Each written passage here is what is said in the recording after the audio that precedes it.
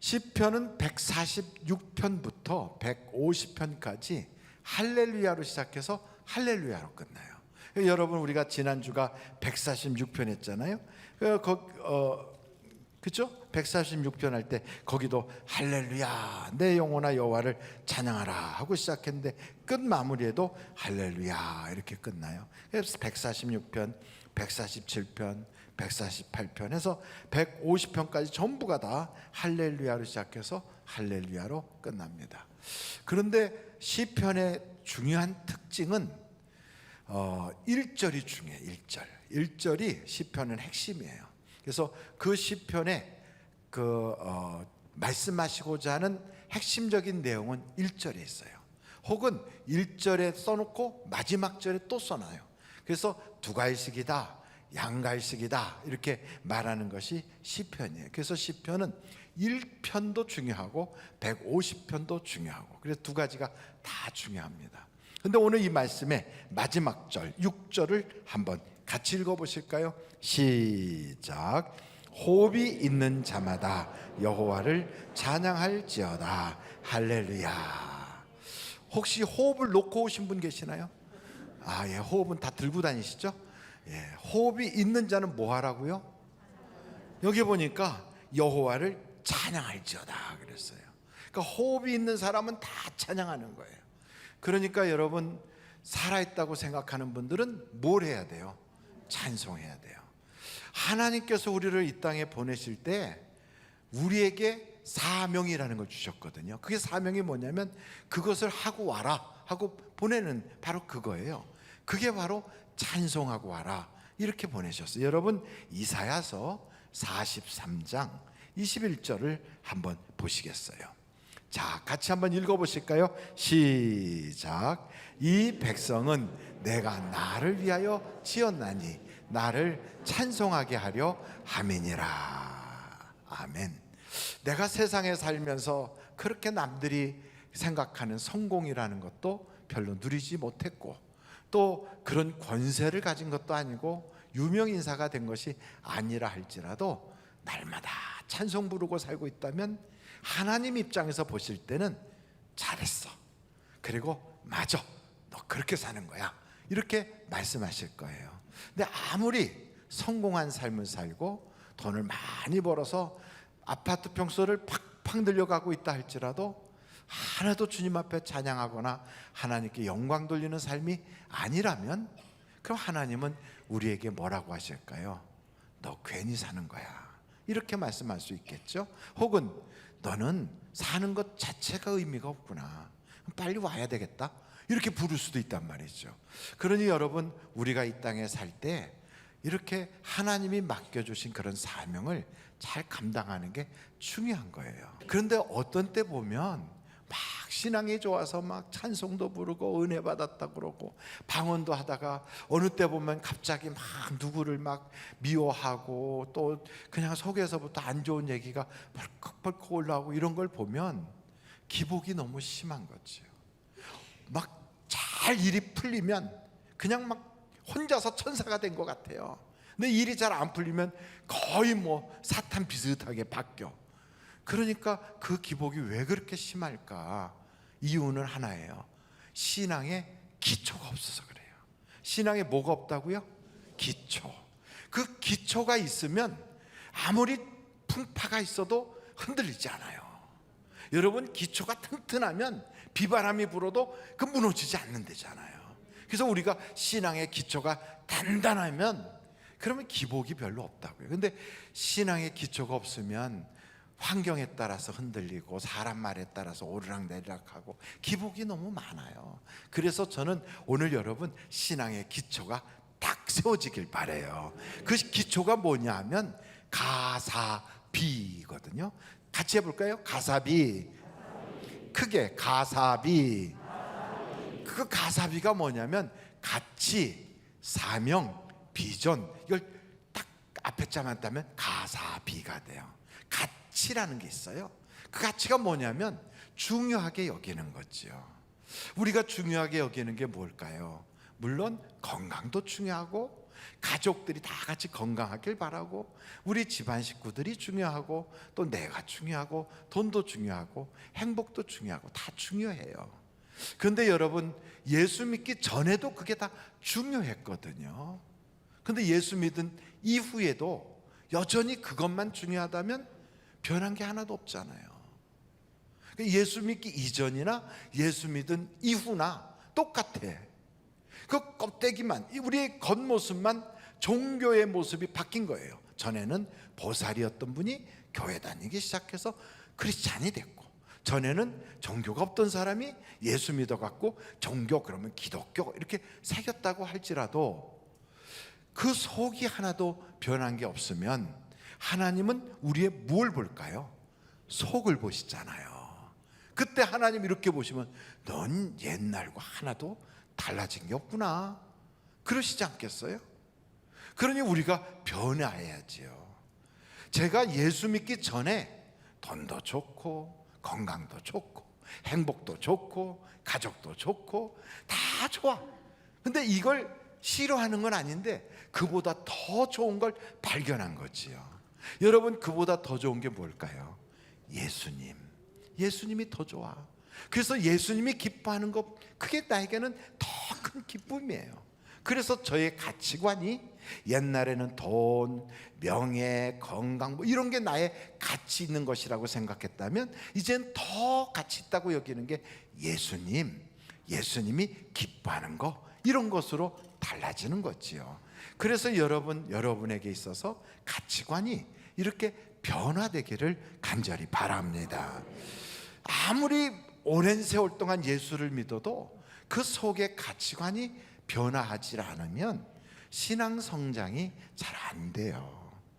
그리고 두 번째는 교회를 다니고 예수를 믿다 보면 전에 알지 못하던 것을 깨닫게 돼요. 그게 뭐냐면 사명이라는 거예요. 사명.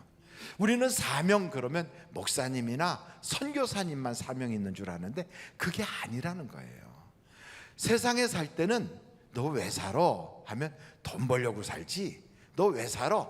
죽지 못해 살지, 그랬다고요. 자식들 먹여 살리려고 살아.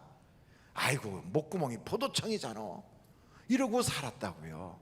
그런데 우리가 교회를 다니면서 깨닫게 됐어요. 너 왜 살아? 그러면 하나님이 나를 이 땅에 보낸 목적을 이루려고 살아. 그 목적이 뭐야? 찬송 부르는 거야. 여러분, 우리는 하나님이 뭐 하라고 지었다고요? 찬송 부르라고 지으심을 입었대요. 한번 아까 성경 봤는데도 잘 기억이 안 나셔서 가만히 계시는 것 같으니까 다시 한번 봐요. 이사야서 43장 21절이에요. 같이 한번 읽어보실까요? 시작.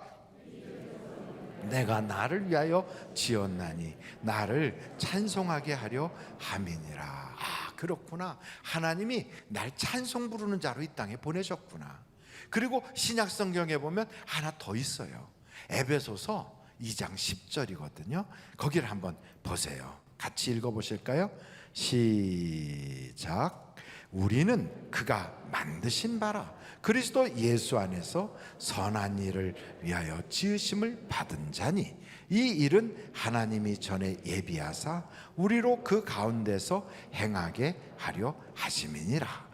예수 안에서 무슨 일을 하라고 우리를 지었다고요? 선한 일. 아, 그렇구나. 그러니까 우리는 이 땅에서 하고 가라고. 뭘 하고 가라고? 선한 일과 하나님께 찬송하는 일을 하고 가라고 하나님이 나를 이 땅에 보내셨구나. 이게 사명이에요. 여러분, 이 두 가지 사명은 다 누구든지 가지고 있는 거예요. 그래서 우리에게는 사명이 있어요. 그 여러분, 이 사명을 모를 때는 우리가 이 세상에 왜 사는지를 모르니까 돈 많이 벌고 막 그냥 성공하고 그러고선 이 세상에서 막 그렇게 사는 것이 단 줄 알았는데 아니야. 우리는 하나님이 너 이 땅에서 이거 하고 와 하고 보낸 것이 있어. 이걸 알게 되는 거지요. 여러분, 이걸 모를 때는 우리가 이 세상에 사는 목적이 불분명하니까 살다가 힘들면 각 죽어버리고 싶고 고난이 찾아오고 문제가 생기면 그냥 인생 끝장내고 싶고 이런 생각이 든단 말이에요. 왜요? 하나님이 하라는 걸 모르니까. 근데 아무리 어려워도 그 고난 가운데도 하나님이 나보고 찬송 부르랬지 하고 찬송을 부르는 거예요. 바울과 실라가 하나님이 우리 보고 찬송 부르랬지, 감옥에서도 찬송을 부르는 거예요. 그러니까 하나님께서 옥문이 팍 깨지게 하시고 간수가 회개하게 하시고 그 감옥에 들어왔던 다른 사람들도 그 바울과 실라가 부르는 찬양 소리를 다 듣고 그 밤에 위로를 받게 하시고, 이걸 보면 와, 하나님은 우리를 통하여 이 세상에 이런 일을 하라고 보내셨구나, 이걸 우리가 생각한다면 비록 단칸방이든 지하방이든 혹은 우리가 세상에서 사업하다가 어려워져서 그냥 사업체 안에서 먹고 자고 하면서 거기서 그냥 어떻게든지 살아보려고 몸부림을 치든 가족이 좀 이렇게 흩어져 가지고 있든, 나는 어떤 환경에 처할지라도 거기서 찬송 부르며 하나님을 의지하리라. 그리고 그 자리에서 나는 항상 선한 것을 내 인생의 그 사명으로 그렇게 생각하리라 하면 하나님이 보장하는 그러한 삶이 될 줄로 믿습니다. 이런 사명을 우리가 알잖아요. 세상에 더 귀한 것이 있다는 걸 알고 하나님이 우리에게 맡기신 사명을 알면 그것을 위하여 나는 이런 사람이 돼야 되겠다 하는 꿈이 생기는 거예요. 여러분, 마찬가지로 저에게도 만약에 그 목사님은 그 꿈을 뭐라고 그래요? 그러면 그 꿈이 비전이라고 하거든요. 그러니까 가사비에서 마지막에 이 비는 비전을 말하잖아요. 그 비전이 있단 말이죠. 저에게는 비전이 뭐냐 그러면 저는 위로하는 목사, 이게 저의 비전이에요. 왜 목사님은 그런 비전을 가졌어요? 하고 저에게 묻는다면 이 세상에 목사가 많잖아요. 근데 그 많은 목사 중에 저를 목사로 딱 세울 때는 나에게는 이 사명, 그리고 이 하나님이 더 그렇게 귀하게 여기는 그것을 이렇게 이루는 사람이 되라 하는 어떤 꿈이 내게 있지 않겠어요? 그래서 저는 성경 이사야서 40장 1절의 말씀을 가지고 저의 비전을 삼았거든요. 한번 여러분 같이 읽어보실까요? 시작. 이르시되 너희는 위로하라, 내 백성을 위로하라. 저는 이 말씀을 들으면서 그래, 하나님은 내가 위로자가 되길 원하시는구나, 이런 생각이 드는 거죠. 여러분, 이 세상에 수많은 사람들은 다 나름대로 짐을 짊어지고 있어요. 그 짐이 질고의 짐도 있고 생활고의 짐도 있고 또 인간관계의 어떤 힘든 짐도 있고 또 책임감이 무거우니까 가장으로서의 짐도 있고 또 많은 짐들이 있는 거예요. 살다 보면 힘든 일들이 한두 가지가 아니잖아요. 그렇게 지쳐있는 분들, 직장 생활에 지쳐있고 사업에서 지쳐있고 인간관계에서 지쳐있는 분들에게 어떻게 하면 위로를 해드릴까, 어떻게 하면 그 마음에 지친 그것을 힘을 드릴까 하는 생각으로 저는 그래, 나는 위로의 목회자가 돼야 됐으면 좋겠다, 이런 그 마음을 갖게 된 거예요. 그렇다고 여러분 제가 위로해 줄 수 있는 힘이라도 있을까요? 제가 뭔가 그분들의 문제를 떠안아줄 수 있는 능력이나 있을까요? 없어요. 그래서 저는 어떻게 하냐면 이 모든 인생의 짐을 대신 짊어져 주시는 그분을 소개해 드리는 거예요. 그분이 누구시냐면 마태복음 11장 28절을 한번 찾아보세요. 수고하고 무거운 짐진 자들아 다 내게로 오라, 내가 너희를 쉬게 하리라. 나는 그분에게 힘을 주지 못할지라도 예수님은 온전한 힘을 주실 수 있기에 나는 예수님에 대하여 말하고 예수님을 소개하고 예수님을 만나게 해드리고, 이게 나의 사명이구나, 이게 나의 비전이고 꿈이구나, 이걸 제가 생각한 거죠. 여러분, 그래서 저는 이 말씀을 보면서 내 마음속에 이런 기초가 딱 있어요.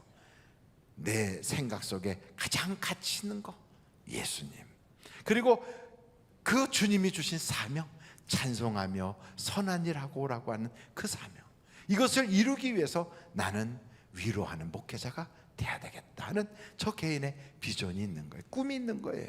성령이 우리에게 임하시면 꿈을 꾸고 환상을 보고 비전을 갖는다잖아요. 마찬가지로 전 여러분에게도 이런 어떤 꿈이 있으시기를 간절히 바랍니다. 그 꿈을 다 가지면 그러면 여러분 세상이 아무리 요동치고 힘들어도 흔들리지 않아요. 사도 바울도 이런 그 꿈이, 비전이 있었거든요. 그는 어떤 사명이 있다고 생각했냐면, 하나님이 나를 특별히 불러서 사도로 세워주셨는데, 사도가 많고 많은 사도 중에 일반 사도가 아니라 나는 이방인들을 전도하는 사도야. 그래서 그는 뭐라고 생각했냐면, 나는 전도자야. 이런 비전을 가진 거지요. 그래서 그 비전 때문에 그는요, 자기는 유대인이지만 때로는 이방인처럼, 또 이방인이 아니지만 이방인처럼도 하고, 또 유대인을 위한 그 사도는 아니지만 그래도 유대인처럼 그가 그렇게 하는 이유는 오직 한 사람이라도 더 그 영혼을 구원하기 위하여 그리했다고 성경은 말하고 있어요. 그만큼 사도 바울은 자기의 그 꿈을 이루려고 막 애를 쓰거든요. 성경 한 구절을 보도록 하겠어요. 빌립보서 한번 여러분 찾아보세요. 3장입니다. 12절부터 보시도록 하겠습니다. 제가 읽겠습니다. 내가 이미 얻었다 함도 아니요 온전히 이루었다 함도 아니라 오직 내가 그리스도 예수께 잡힌 바 된 그것을 잡으려고 달려가노라. 13절 한번 같이 읽어보실까요? 시작. 형제들아, 나는 아직 내가 잡은 줄로 여기지 아니하고 오직 한 일, 즉 뒤에 있는 것은 잊어버리고 앞에 있는 것을 잡으려고 표대를 향하여 그리스도 예수 안에서 하나님이 위에서 부르신 부름의 상을 위하여 달려가노라. 그러니까 사도 바울은요, 지금 다 이룬 것은 아니지만 나는 우리 주님이 나를 부르신 그 부름의 상을 위하여 달려간다는 거예요. 그래서 자기는 전도자인데 이 전도를 위하여 때를 얻든지 못 얻든지 달려간다는 거예요. 그러면서 뭐라고 말하냐면 거기에 17절에 이렇게 말합니다. 같이 한번 읽어보실까요? 17절 시작. 형제들아, 너희는 함께 나를 본받으라. 그리고 너희가 우리를 본받은 것처럼 그와 같이 행하는 자들을 눈여겨보라. 사도 바울을 본받으래요. 사도 바울의 어떤 면을 본받으라고요? 그런 가치와 사명과 비전을 딱 깨닫고 자기의 비전을 향하여 막 달려가는 그 모습을 본받으라는 거예요. 그래서 사도 바울이 마지막 세상을 떠나기 직전에 디모데 후서에 보면 거기에 4장이에요. 7절 8절에 이런 말씀을 하고 있어요. 같이 한번 읽어보실까요? 시작. 나는 선한 싸움을 싸우고 달려갈 길을 마치고 믿음을 지켰으니 이제 후로는 나를 위하여 의의 면류관이 예비되었으므로 주 곧 의로우신 재판장이 그날에 내게 주실 것이며 내게만 아니라 주의 나타나심을 사모하는 모든 자에게도니라. 아멘. 그는 정말 달려갈 길을 달리고 믿음을 지키고 선한 싸움 싸우니까 면류관을 주실 거나 확신이 있는 거예요. 저는 우리 하늘비전교회 모든 성도가 이 면류관 다 받으시기를 간절히 바랍니다. 그러려면 어떻게 해야 되겠어요? 가사비가 있어야 되는 가사비가. 그 가사비 중에 중요한 핵심이 어디 있냐면 비전이에요. 비전. 나는 이런 사람이야 하는 거예요. 사도 바울은 나는 때를 얻든지 못 얻든지 전도하는 전도자야. 이게 있잖아요. 나는 위로의 목회자야. 이런 게 있는 거예요. 그러니까 여러분 나름대로 하나님이 우리에게 가장 귀한 것이 뭔가를 알려주셨어요. 그게 예수님이잖아요. 예수님을 기쁘시게 하는 게 최고의 가치래잖아요. 거기에 또 우리 주님께서는 사명 주시기를 찬양하라, 선한 일을 하라. 그래서 그 일을 위해서 나는 어떤 사람이 될 것인가. 내가 만약에 사업하는 사람이라면 나를 통하여 다른 사람에게도 복이 막 흘러가게 하는 축복의 통로된 사업가야. 김아무개는 미스터 스마일이야. 뭐 이런 그 얼마든지 여러분의 비전을 딱 세워서 거기에 맞춰서 나는 인생을 살아가겠다 결심하는 거예요. 그러면 그게 아니라면 내가 살다가 그게 아닌 것이 나에게 막 도전하거나 던져지면 어떻게 합니까? 그건 가차없이 쓱쓱 내려놓을 수가 있는 거지요. 내가 이런 사람으로 살기로 딱 작정하면요, 그때부터 이 사람은 말하는 게 달라져요. 생각이 바뀌어요. 행동이 달라져요. 그래서요, 누가 나에게 막 뭐라고 해도 거기에 휘둘리질 않아요. 왜냐하면 나는 그렇게 살 거니까. 그러니까 아무리 세상에 풍파가 있어도 흔들리지 않는 거예요. 그러니까 마귀가 우리를 청구해 가지고 막 밀가부듯 한다 할지라도 쭉정이처럼 껍데기처럼 날아다니질 않아요. 겨처럼 바람 부는 대로 흔들리질 않아요. 딱 굳건한 거예요. 왜요? 초지일관 내 마음속엔 심지가 두껍고, 그리고 하나님에 대한 생각이 반듯하고 내가 가야 될 목표가 분명하기 때문에 그렇게 되는 거예요. 이것이 신앙의 기초가 되는 거죠. 여러분, 성경 우리가 시편 1편을 한번 보실까요? 시편 1편을 보시면 거기에 이런 말씀이 있어요. 4절이에요. 같이 한번 읽어보실까요? 시작. 악인들은 그렇지 아니하며 오직 바람에 나는 겨와 같도다.